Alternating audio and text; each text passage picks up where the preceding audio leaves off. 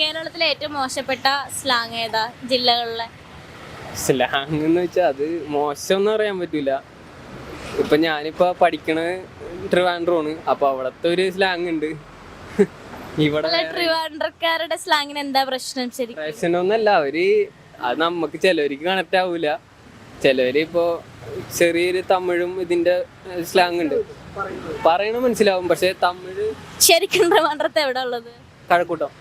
കഴക്കൂട്ടത്തെ ആൾക്കാർക്ക് പറഞ്ഞാൽ മനസ്സിലാവില്ല എന്ന് പറഞ്ഞു കഴിഞ്ഞാൽ ഞാൻ വെഞ്ഞാറമൂടുള്ളയാ.